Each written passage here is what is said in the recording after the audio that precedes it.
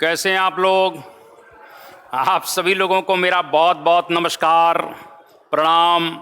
मुझे विश्वास है कि आप लोग कहीं ना कहीं अपने लक्ष्य के प्रति पूरी तरह से समर्पित होंगे, पूरा परिश्रम चल रहा होगा, क्योंकि मेरा मानना है कि संसार में परिश्रम का कोई भी विकल्प नहीं है, कोई ऑप्शन है ही नहीं।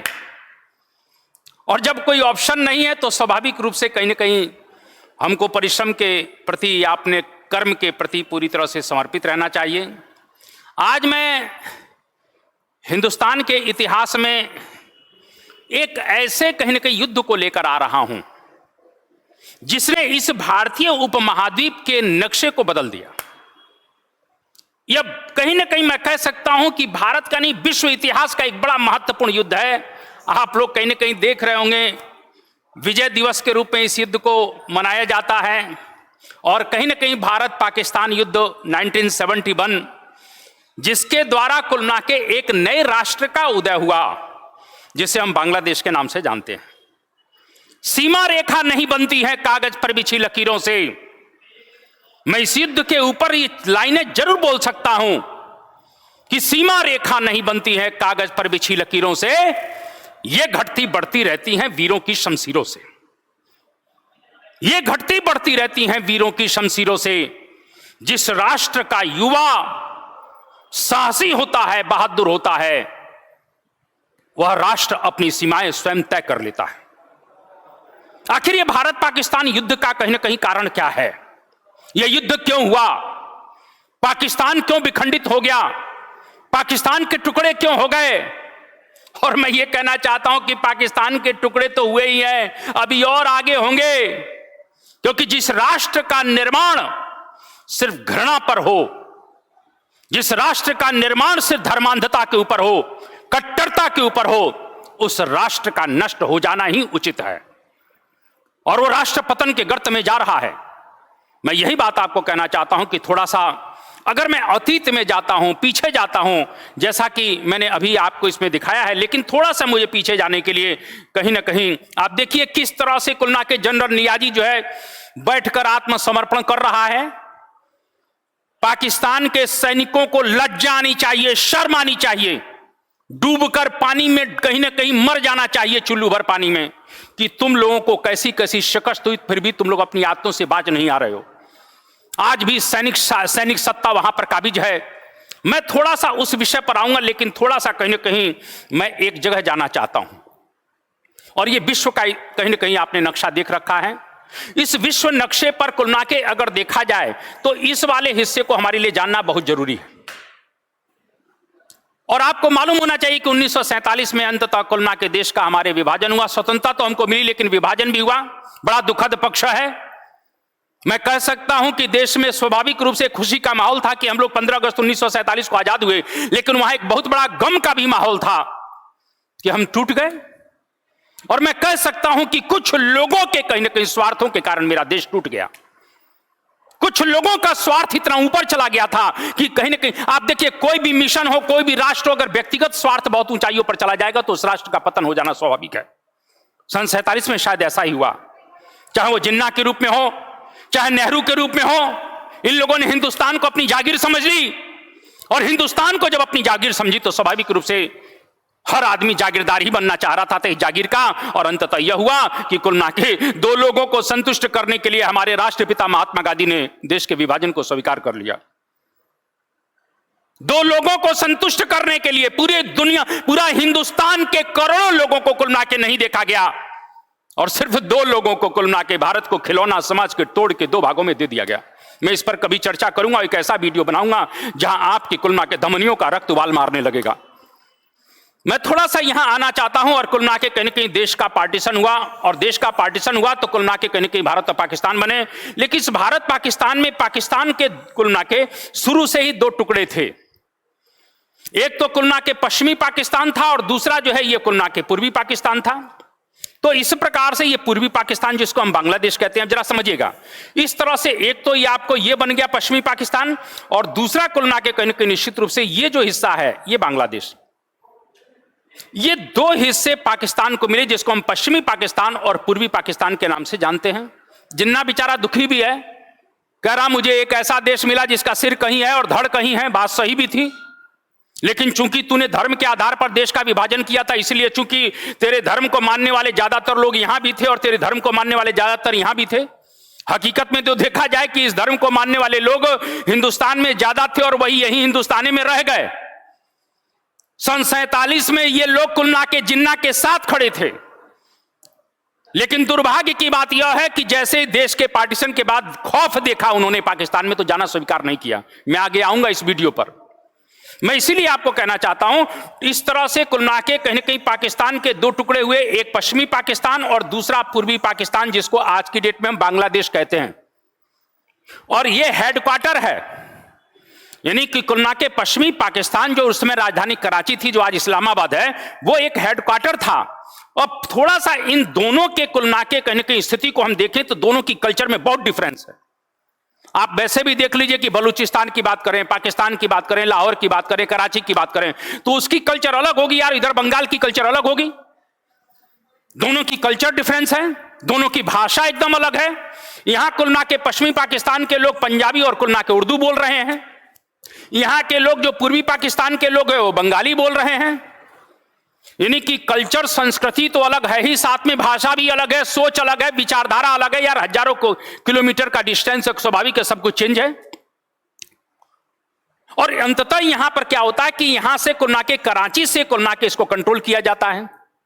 और कराची से जब कंट्रोल किया जाता तो सन 47 के बाद ही पश्चिमी पाकिस्तान के कहीं न कहीं जनरलों ने, सैनिकों ने पश्चिमी पाकिस्तान में जो कुल मिला के कहीं न कहीं एक तरह से कह सकते हैं रूल करने वाली जो सरकार है, वो यहां के ईस्ट पाकिस्तान के साथ भेदभाव कर रही थी। ये कह सकते हैं कि यहां बंगाली कल्चर को समाप्त करना इस पश्चिमी पाकिस्तान का एक लक्ष्य था, इनकी अस्मिता को मिटा देना ही एक लक्ष्य था। तो धीरे धीरे यहां क्या किया जा रहा है, थोड़ा सा अगर मैं इस बात को कहूं तो ये मैंने अभी कहा पश्चिमी पाकिस्तान और ये है पूर्वी पाकिस्तान। यहां की जो भाषा बंगाली थी, इसको धीरे धीरे खत्म किया जा रहा है और इन बेचारे बंगाली बोलने वाले लोगों के ऊपर उर्दू लादा जा रहा है। तुम उर्दू बोलो, यानी तुम हमारी भाषा बोलो, हमारा रहन सहन अपनाओ, हमारी व्यवस्था के अनुसार चलो। एक तरह से मानकर चलिए कि मैं कह सकता हूं कि पार्टीशन के पश्चात भले पूर्वी पाकिस्तान स्वतंत्र हो गया था, लेकिन वो एक तरह से पश्चिमी पाकिस्तान का गुलाम बनकर था। यानी बांग्लादेश जिसको हम कहते हैं, जो पूर्वी पाकिस्तान उस समय था, एक गुलाम बनकर था और बड़े पैमाने पर अत्याचार हो रहे हैं। यानी पश्चिमी पाकिस्तान के जो सैनिक पूर्वी पाकिस्तान में रहा करते थे, वो भयानक अत्याचार यहां के लोगों के ऊपर किया करते थे। और आपको बात थोड़ा सा मैं कुल मिला के आगे बढ़ाना चाहता हूं कि मैंने क्या कहा कि भेदभाव बहुत जबरदस्त है, अत्याचार बहुत ज्यादा है, नाना प्रकार के कुल मिला के शोषण इस पूर्वी पाकिस्तान में पश्चिमी पाकिस्तान के सैनिक लोग कर रहे हैं, जनरल लोग कर रहे हैं। इसी समय आपको एक घटना बताना चाहता हूं कि कहीं ना कहीं निश्चित रूप से अब यहां चुनाव होते हैं 1970 में, 1970 में चुनाव हुए। कहां पर? पाकिस्तान में।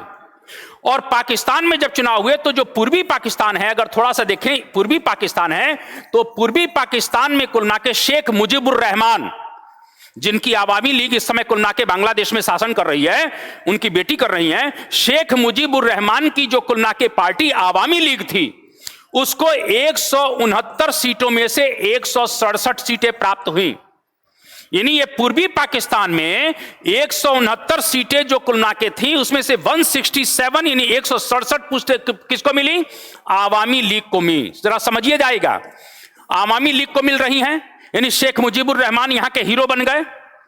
और यहां पर अगर आते हैं तो इसी समय यहां भी चुनाव होगा, तो यहां पर कुल मिला के कहीं ना कहीं स्थिति थोड़ी दूसरी हो गई। और यहां पर 135 सीटें हैं टोटल, इसमें से 81 सीटें ही कुल मिला के जुल्फिकार अली भुट्टो की जो पार्टी है पीपीपी, पाकिस्तान पीपुल्स पार्टी, तो पाकिस्तान पीपुल्स पार्टी को यहां पश्चिमी पाकिस्तान की 135 सीटों में 81 सीटें मिली। यानी यहां 81 सीटें हैं, यहां 167 सीटें हैं। तो ये बताइए कि पाकिस्तान का प्रधानमंत्री कौन बनेगा? शेख मुजीबुर रहमान। और अंततः यहां कमिटमेंट किया भी गया था कि यदि चुनाव में आपका बहुमत आएगा, मुजीबुर रहमान से कमेंट किया गया है कि यदि चुनाव में आपका बहुमत आएगा तो आपको प्रधानमंत्री पाकिस्तान का बनाया जाएगा। लेकिन मैंने अभी क्या कहा कि कुल मिला के ये पश्चिमी पाकिस्तान के लोग एक तरह से पूर्वी पाकिस्तान के लोगों को गुलाम बनाए हुए थे।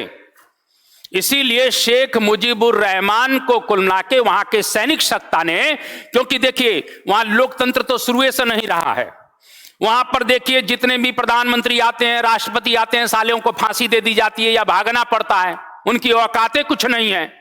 वहां सैनिक सत्ता पूरी तरह से डिक्टेटर लोग शासन करते हैं। तो वहां सैनिक सत्ता किसके पास है? याहिया खां के पास है। और याहिया खां ने स्पष्ट रूप से मना कर दिया, जो सैनिक शासक है याहिया खां ने कहा कि मुजीबुर रहमान को सत्ता नहीं सौंपी जाएगी। यानी याहिया खान जो पश्चिमी पाकिस्तान में बैठा है, उसने कहा, जुल्फिकार अली भुट्टो के साथ मिलकर उसने कहा कि कुल मिला के मुजीबुर रहमान को सत्ता सौंपी नहीं जाएगी। अब बताइए कि लोकतंत्र के द्वारा चुनाव होते हैं, स्पष्ट बहुमत मुजीबुर रहमान को मिल चुका है, और उसके बाद भी कुल मिला के पश्चिमी पाकिस्तान कहता है कि हम आपको सत्ता नहीं सौंपेंगे। आप जरा समझिएगा, सन 47 में यही पूर्वी पाकिस्तान इसी आशा के साथ पाकिस्तान के साथ मिला था, भारत का साथ छोड़ा था कि हमको भी हमारे राइट्स मिलेंगे, हमको भी हमारे अधिकार मिलेंगे। लेकिन अधिकार मिल रहा है, आप देखते जाइए क्या क्या अधिकार मिलने वाला है। जिन जिन लोगों ने देश के साथ गद्दारी करके अपना एक अलग राष्ट्र बनाया, अलग मुकाम बनाया, उनके क्या फजीहतें हुए हैं बताने की जरूरत नहीं है। यही बात पूर्वी पाकिस्तान की बात है। तो थोड़ा सा ध्यान रखें कि कहीं ना कहीं निश्चित रूप से जब यहां पर शोषण बड़े पैमाने पर बढ़ने लग गया, अब इन लोगों ने कहा कि भाई हम आपको किसी भी कीमत पर सत्ता नहीं सौंपेंगे। तो शेख मुजीबुर रहमान की जो पार्टी है अवामी लीग, ये लोग जितने भी थे संगठित हो गए और अंततः इन्होंने मूवमेंट चलाया और पूर्वी पाकिस्तान में मूवमेंट चलाया। तो इसी दरमियान आपको बताना चाहता हूं, यहां पर पूरी तरह से सैनिक सत्ता को कहीं ना कहीं एक तरह से दे दिया गया। यानी पश्चिमी पाकिस्तान के कुल मिला के सरकार ने, याहिया खां ने यहां पर पूरी तरह से कुल मिला के अब बांग्लादेश में क्या कर दिया कि सैनिक हुकूमत के हाथ में पूरी सत्ता आ गई। यानी एक तरह से कह सकते हैं कि यहां पर जितने भी पाकिस्तानी जनरल थे उनका कंट्रोल हो गया। 1970 की बात ध्यान रखिएगा, 1970 में चुनाव हो रहा है और उसके बाद स्थितियां कितनी भयानक हो रही हैं। इस तरह से सैनिक शासन यहां स्थापित हो जाता है। जनरल टिक्का खां को पूरी तरह से बांग्लादेश यानी पूर्वी पाकिस्तान का चीफ बना दिया गया, कमांडर बना दिया गया। और जनरल टिक्का खां जब यहां पर कमांडर बन गया तो पूरी तरह से सैनिक सत्ता।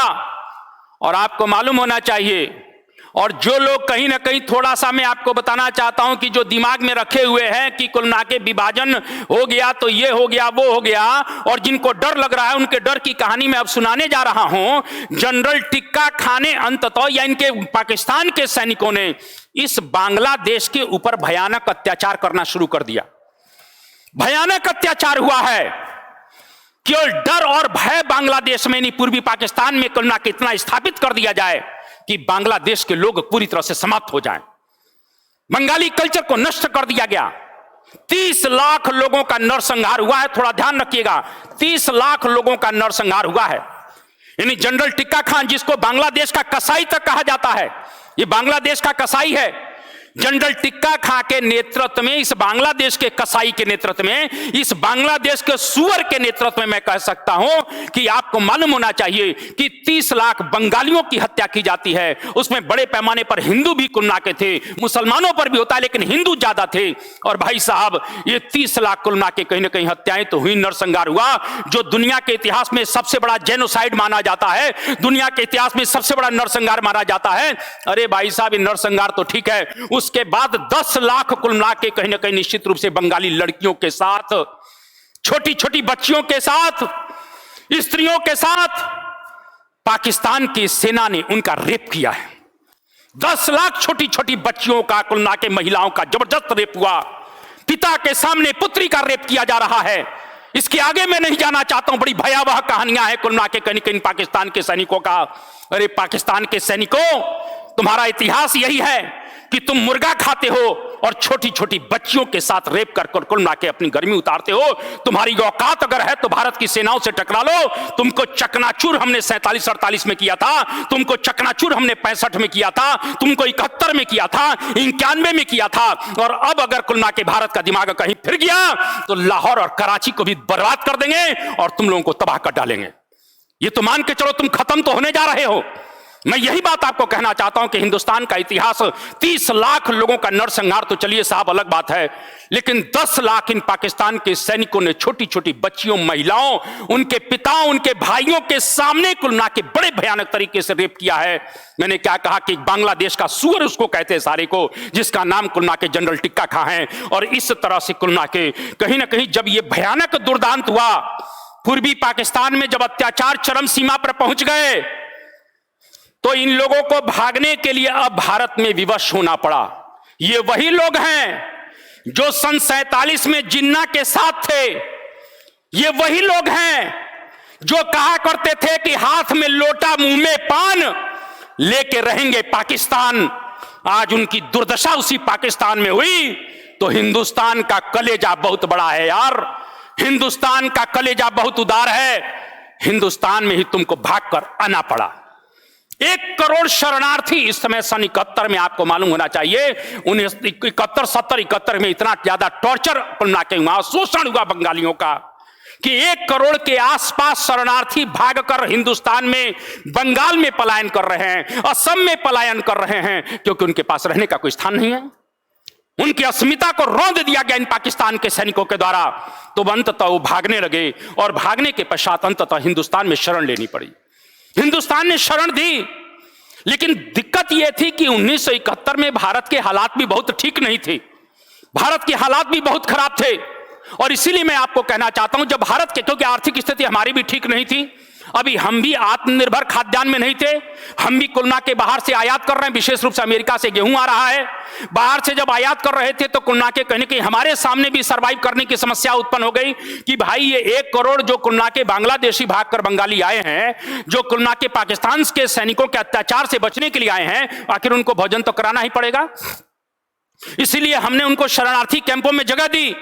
उनको कुलना के भाई ठीक है, हम लोगों का तो स्वभाव ही है, सर्वे भवन्तु सुखिनः सर्वे सन्तु निरामया। और इस संस्कृति में रहने के पश्चात भी बहुत से लोगों को भारत में डर लगता है।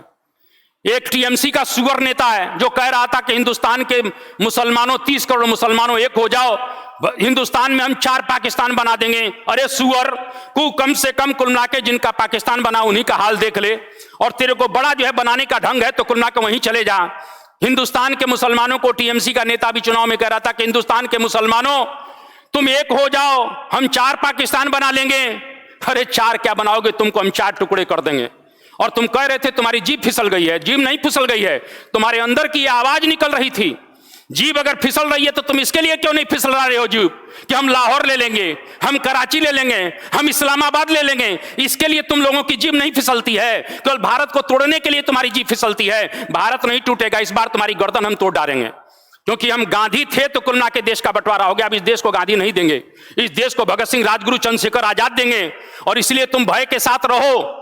रहना है तो हिंदुस्तान की सभ्यता और संस्कृति का सम्मान करो, और तोड़ने की बात करोगे तो सोच लो कि बंगाल की खाड़ी और हिंद महासागर खाली पड़ा, उठा के डुबो देंगे। क्योंकि हिंदुस्तान की कुलना के कहीं न कहीं निश्चित रूप से जो अखंडता पर प्रश्न चिन्ह लग गया सन 47 में, वो किन कारणों हुआ मैं नहीं जाना चाहता हूं, लेकिन अब हिंदुस्तान के विभाजन को और हिंदुस्तान के पार्टीशन को कोई स्वीकार नहीं करेगा। बहुत से लोगों के दिमाग में यह कि हमारी जनसंख्या बढ़ जाएगी तो हम ये कर लेंगे, वो कर लेंगे। इजराइल की जनसंख्या 90 लाख है, 52 जो है इस्लामिक देशों को जब चाहता है तब रौंद देता है, और चू चू नहीं कर पाते हो। इसलिए इस बात को ध्यान रख लेना, गलतफहमी में मत रहना कि जनसंख्या बढ़ जाओगी तो तुम ये कर लोगे, वो कर लोगे, तुम कुछ नहीं कर पाओगे। इजराइल 1 करोड़ है और जब चाहता है तब तुम लोगों को रौंद देता है, और तुम लोग मिमियाते रहते हो। इसलिए गलतफहमी में मत रहो। और मैं फिर बार बार कहना चाहता हूं, भारत की सभ्यता, भारत की संस्कृति, भारत की मातृभूमि का सम्मान करो। और जो तुम्हारा कुलना के कहीं निश्चित रूप से जो मौलिक अधिकार है वो यही है कि हिंदुस्तान तुम्हारा भी है, हिंदुस्तान हमारा भी है, और जियो और जीने दो के सिद्धांत पर चलो। तोड़ने की बात करोगे तो ध्यान रख लेना, अब भारत बदल चुका है, जीभ फिसलने नहीं चाहिए। मैं फिर बार बार कहता हूं, जिनकी जीभ फिसल रही है इसके लिए फिसले कि हम पाकिस्तान के टुकड़े करेंगे। भारत के टुकड़े करने के लिए जीभ फिसलेगी तो तुम्हारी जीभ को खींच लिया जाएगा, इस बात को ध्यान रखना। तो थोड़ा सा मैं इस बात को कहना चाहता हूं कि कहीं ना कहीं निश्चित रूप से हिंदुस्तान के इतिहास को हम बात करना चाहते हैं। और बड़ी इंपॉर्टेंट बात मैं करना चाह रहा था कि अंततः जब ये लोग भाग कर आए, हमारे यहां 1 करोड़ लोग भाग कर आए, असम में, बंगाल में आकर ठहर गए। तो असम बंगाल में जब आकर ठहर गए तो बड़ी दिक्कत यह हो गई कि भारत स्वयं सर्वाइव नहीं कर पा रहा है। इंदिरा जी को मिला के, नो डाउट इंदिरा गांधी एक टॉप क्लास की कहीं की लीडरान है उस समय, और उन्होंने पूरी तरह से कुल मिला के कैबिनेट की मीटिंग बुलाई और कहा कि अब इस समस्या का समाधान क्या है, क्योंकि भारत के घर में 1 करोड़ लोग बैठे हुए हैं तो उनको हम भूखे तो मार नहीं सकते हैं, इसीलिए उनको भी भोजन कराना है। हम भी सरवाइव नहीं कर पा रहे थे, इसीलिए भारत ने सोचा कि क्यों नहीं इस बांग्लादेश को इस तरह से तैयार किया जाए जिससे हम यहाँ के शरणार्थियों को पुनः बांग्लादेश में भेज सकें, पुनः पूर्वी बंगाल में भेज सके। मैं यह कहना चाहता हूं, इसीलिए भारत को ना चाहते हुए भी इसमें हस्तक्षेप करना पड़ा। भारत का कोई शौक नहीं था कि हम किसी को तोड़ें, क्योंकि वहां के 1 करोड़ लोग हमारे घर में बसे हुए हैं, तो हमारा भी दायित्व है कि कुल मिला के हम वो एक ऐसा वातावरण वहां पैदा करें जिससे 1 करोड़ लाके जो लोग जाके अपने घर में रहें। और इसीलिए हमको इस मामले में इंटरफियर करना पड़ा। इंदिरा जी ने तत्काल जो है सैम मानेकशॉ को बुलाया, और सैम मानेकशॉ जो उस समय आर्मी चीफ थे, इस तरह से उनको बुलाया जाता, उनसे चर्चा की गई। सैम मानेकशॉ ने एक स्पष्ट कहा कि मैं इस समय युद्ध की स्थिति में नहीं हूं।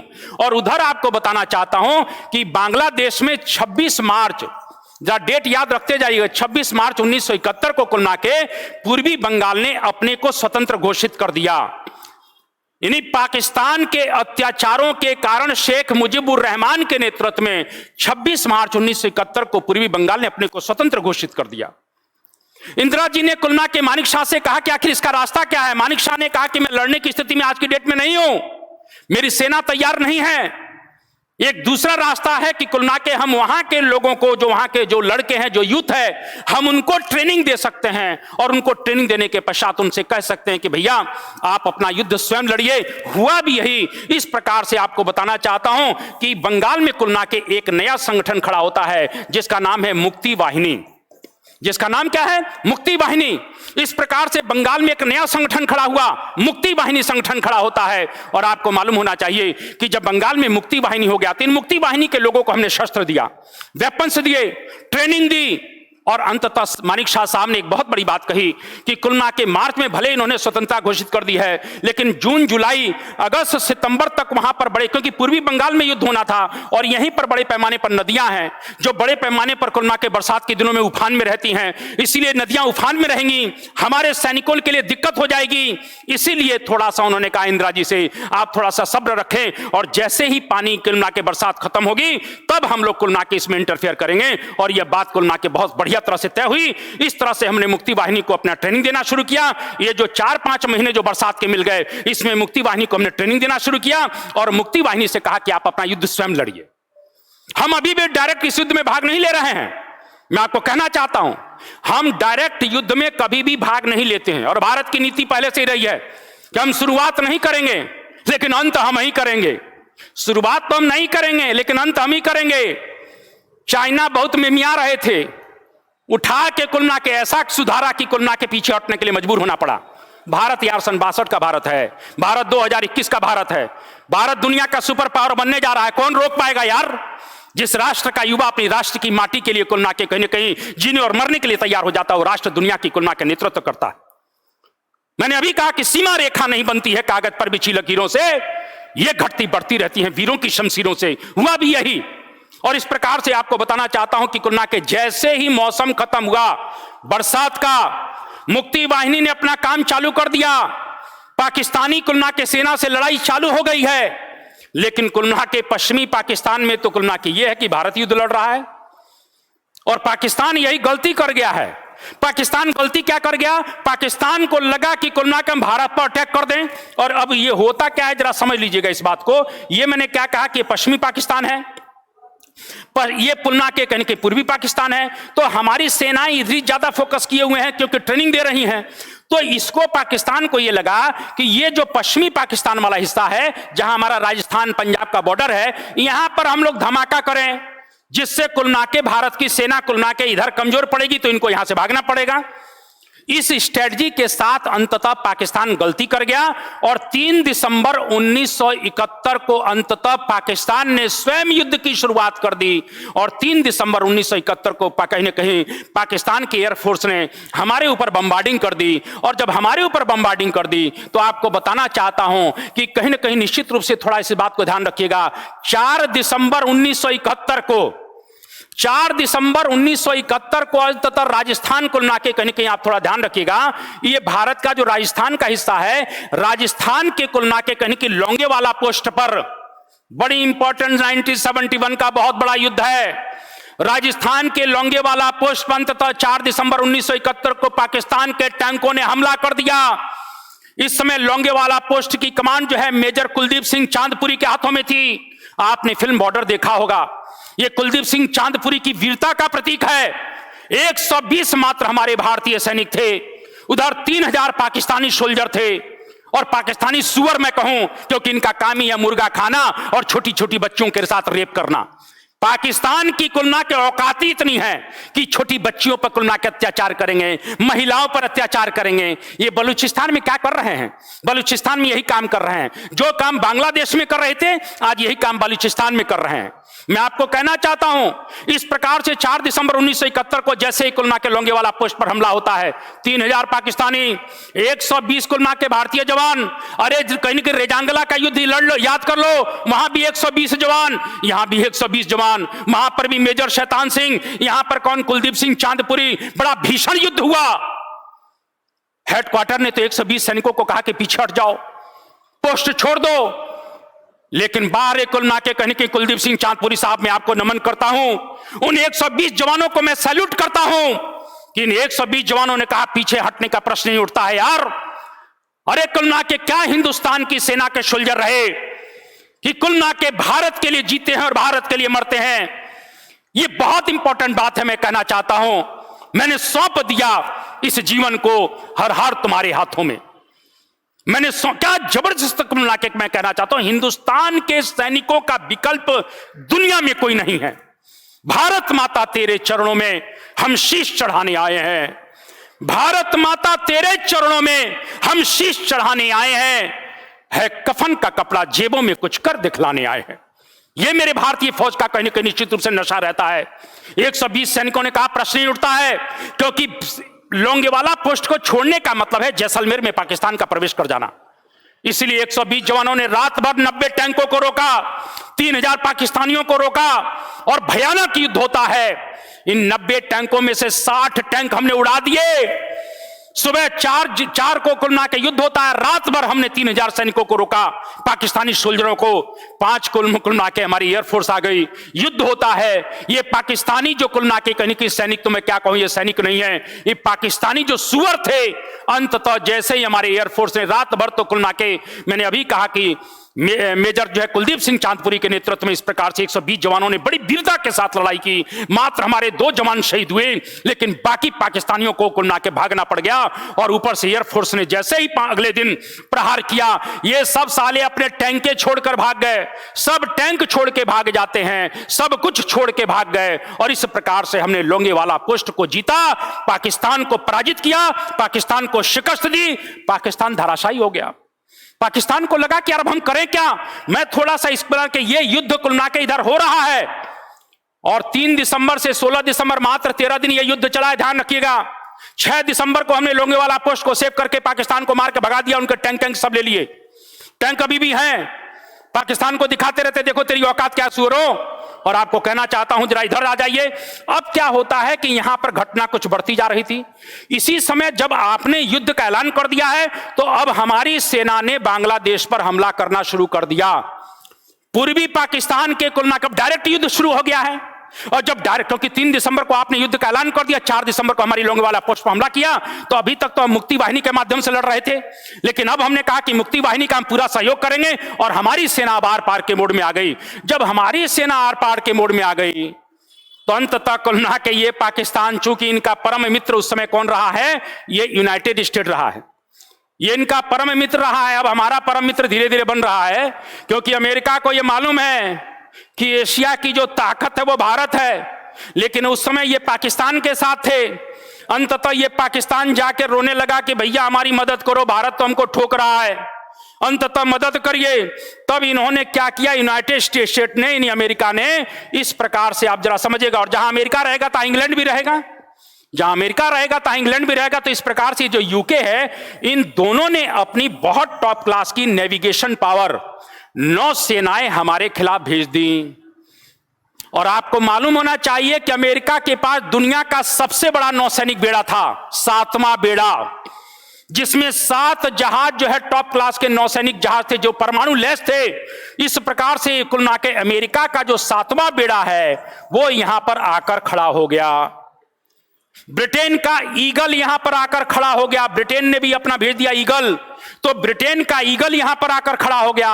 अमेरिका का 7वां बेड़ा खड़ा हो गया। इंदिरा जी परेशान हो गई क्योंकि इन दोनों की मारक क्षमता का कोई विकल्प हमारे पास नहीं था। लेकिन बारे इंदिरा जी मैं आपको धन्यवाद दूंगा, आपने रूस से कुल मिला के, क्योंकि रूस हमारा परंपरागत मित्र है और मैं भारत सरकार से हाथ जोड़कर प्रार्थना करूंगा कि हम रूस की मित्रता को ना गवाकर अमेरिका से दोस्ती ना करें, कि रूस हमारा दुख और सुख में सब में भाग देने वाला है।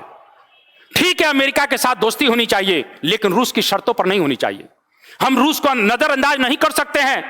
अगर रूस ने हमारी 1971 में मदद नहीं की होती तो शायद हम बांग्लादेश का निर्माण नहीं कर पाते। इस बात को ध्यान रखिएगा। और इसीलिए मैंने क्या कहा कि इस प्रकार से बड़ी इंपॉर्टेंट घटनाक्रम है। इस तरीके से भारत के साथ इंदिरा जी, रूस के साथ इंदिरा जी ने एक समझौता कर दिया था जिसे भारत रूस रक्षा समझौता के नाम से जाना जाता है। अब यह भारत रूस रक्षा समझौता क्या है? भारत रूस रक्षा समझौता को क्या यह है कि यदि रूस के ऊपर कुल ना के कोई भी विदेशी शक्ति हमला करेगी तो भारत के ऊपर हमला माना जाएगा, और भारत के ऊपर अगर कोई हमला करेगा तो वो रूस के ऊपर हमला माना जाएगा। यह भारत रूस का रक्षा समझौता बहुत जबरदस्त है। इसीलिए मैंने क्या कहा कि इंदिरा जी ने तत्काल जो है रसिया से कहा कि मेरे और आपके बीच में समझौता है, ये दोनों लोग कुल मिला के अपनी नौसेना लेकर आए हैं, इसीलिए आप तत्काल हमारी मदद करिए। अरे भाई, रूस रुकने वाला कहां था? रूस तत्काल जो है आकर और यहां पर खड़ा हो गया। अब देखिए कहां खड़ा है, यहां खड़ा है। लेकिन इससे पहले जरा समझ लीजिए कहानी क्या होने जा रही है। भारत के पास एक टॉप क्लास का विमान वाहक पोत था, क्योंकि नौसेना का युद्ध बड़ा भीषण इस युद्ध में है। भारत के पास एक टॉप क्लास का युद्ध है, कुल युद्ध पोत है आईएनएस विक्रांत। आईएनएस विक्रांत, जरा समझिएगा, आईएनएस विक्रांत इस प्रकार से भारत के पास एक बहुत बड़ा युद्ध पोत है। और आईएनएस विक्रांत के ऊपर से कुल के बड़े बड़े फाइटर प्लेन कुल के कहीं उड़ जाते थे। आईएनएस विक्रांत इस समय हमारा कहां पर मौजूद है? इस प्रकार से बंगाल की खाड़ी में आईएनएस विक्रांत खड़े, ये आईएनएस विक्रांत यहां पर खड़ा है, और आईएनएस विक्रांत के बगल से ही कुल के आईएनएस विक्रांत खड़ा है, और यहां पर रूस खड़ा है। रूस का 40वां बेड़ा, रूस का कौन सा है? 40वां बेड़ा। जरा समझ लीजिएगा, ये रूस का 40वां बेड़ा है। उसने अमेरिका से कहा तुम्हारे पास 7 बेड़े हैं, हमारे पास 40वां है, 40 के साथ मैं चलता हूं।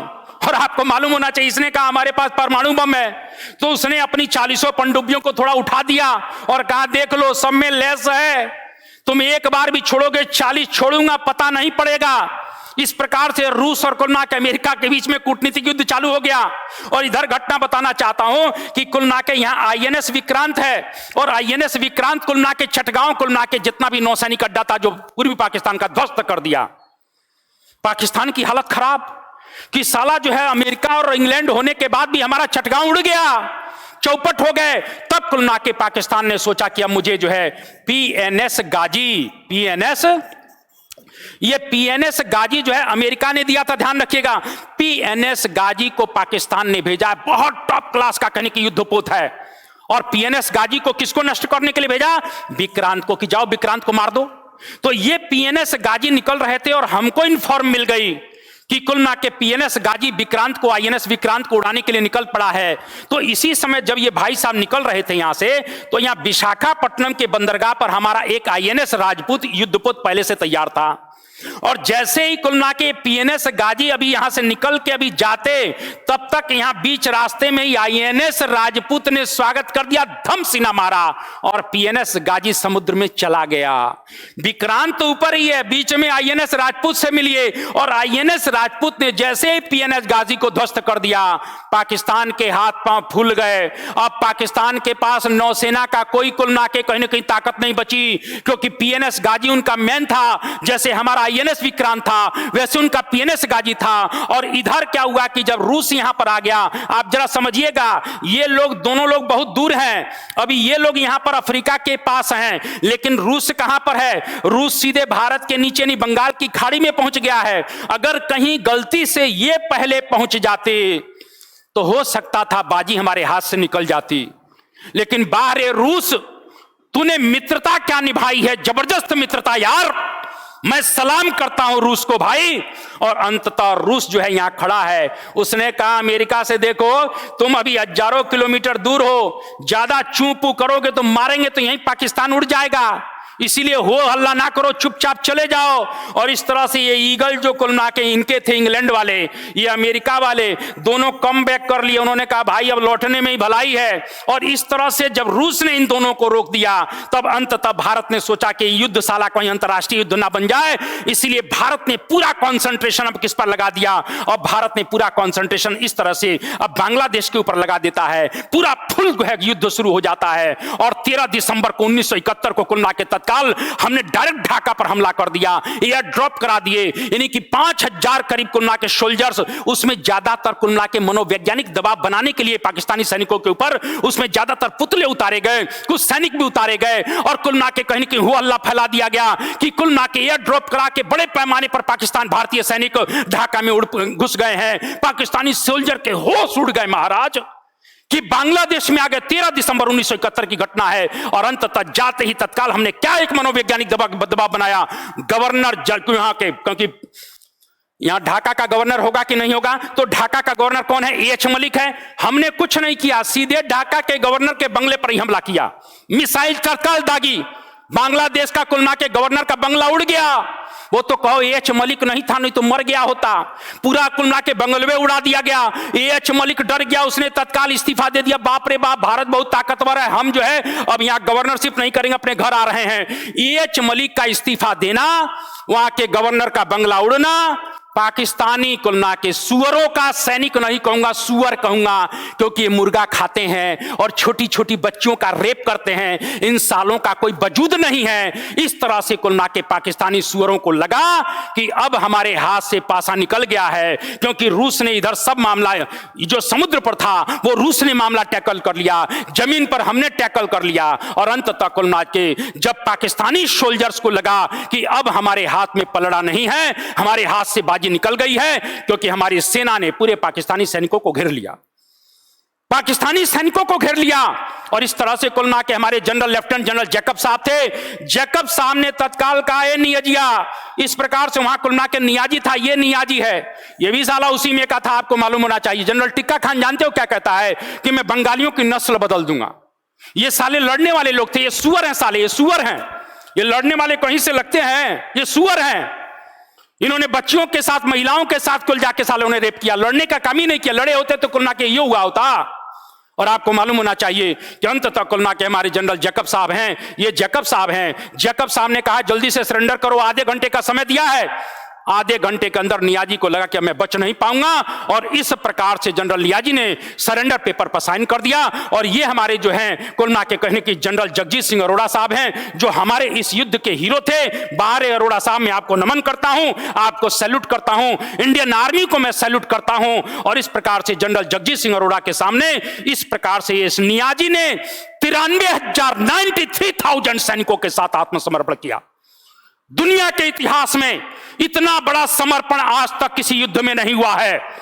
93,000, 1971 का बार, 16 दिसंबर 1971, थोड़ा ध्यान रखिएगा, 16 दिसंबर 1971, याद करो नियाजी, 16 दिसंबर 1971 को अंततः कहीं न कहीं निश्चित रूप से 93,000 पाकिस्तानी सैनिकों ने हमारे सैनिकों के सामने, हमारे लेफ्टिनेंट जनरल जगजीत सिंह अरोड़ा साहब के सामने अंततः आत्मसमर्पण कर दिया और युद्ध को हमने फतह कर लिया।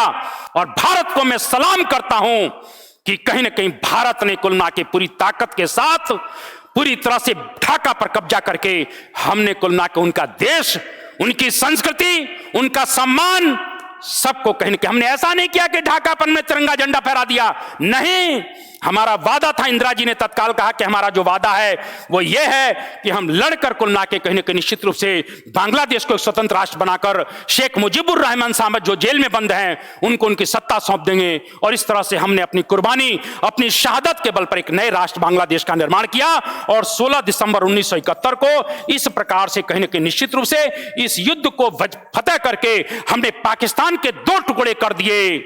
इसीलिए मैंने कहा था कि सीमा रेखा नहीं बनती हैं, कागज पर बिछी लकीरों से ये घटती बढ़ती रहती हैं वीरों की शमशीरों से। इस युद्ध का पर्याय यही है, देश से है प्यार तो हर पल ये कहना चाहिए, मैं रहूं या ना रहूं भारत ये रहना चाहिए। सिलसिला ये बाद मेरे यूं ही चलना चाहिए, मैं रहूं या ना रहूं भारत ये रहना चाहिए। इस प्रकार से 1971 का युद्ध बड़ी शूरवीरता के साथ हमने जीता। इसके लिए मैं कुल मिला के कहने के निश्चित रूप से अपनी भारतीय सेना के पराक्रम को एक बार पुनः सैल्यूट करता हूं। जय हिंद, भारत माता की जय, वंदे मातरम। नमस्कार।